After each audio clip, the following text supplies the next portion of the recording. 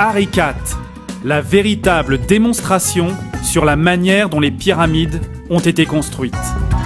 Enfin, une enquête rigoureuse explique comment les anciens Égyptiens ont bâti les pyramides. Une découverte extraordinaire révèle qu'elles n'étaient pas construites avec 200 000 ouvriers ou des extraterrestres. Selon les archéologues, les pierres taillées viennent des carrières toutes proches, tirées sur des traîneaux, hissées sur des énormes rampes et ajustées par une armée de travailleurs. Hisser du sol un bloc de 30 tonnes requiert la force d'au moins 1200 hommes. Ils auraient construit une rampe, droite ou circulaire, de plus d'1 kilomètre de long, qui demande plus de matériaux que la pyramide elle-même. Et ils finissaient dans une sorte d'embouteillage jusqu'à ce que chaque bloc soit en position. Or, des récentes études scientifiques ont découvert la présence d'éléments artificiels dans les pierres des pyramides. Ils trouvèrent les traces d'une réaction chimique, plus précisément une géosynthèse, c'est-à-dire la fabrication de minéraux par la chimie. Ainsi, les Égyptiens ont construit les pyramides en utilisant une pierre artificielle, parfaitement identique à une pierre naturelle. Les blocs de calcaire ont été moulés sur place.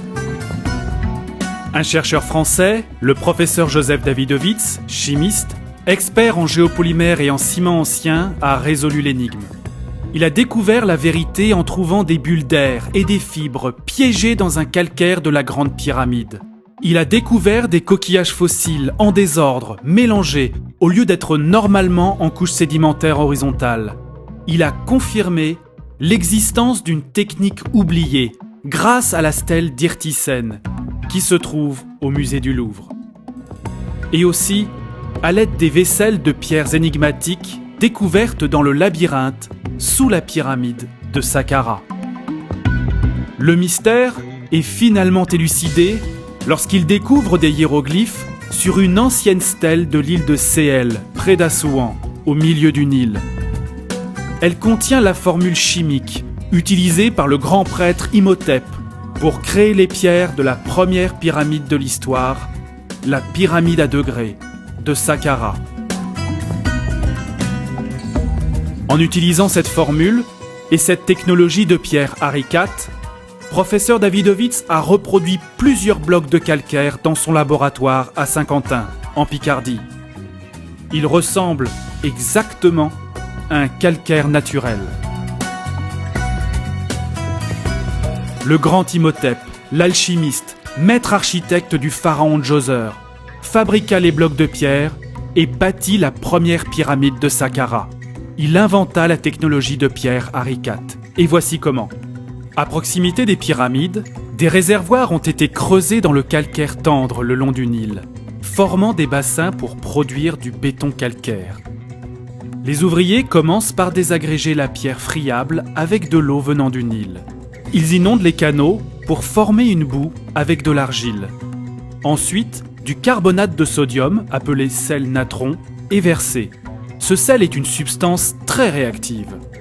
Il est mélangé à de la cendre, riche en oxyde de calcium venant de palmiers brûlés. Quand elle est ajoutée à l'eau, la mixture forme de la soude caustique qui va provoquer une puissante réaction chimique.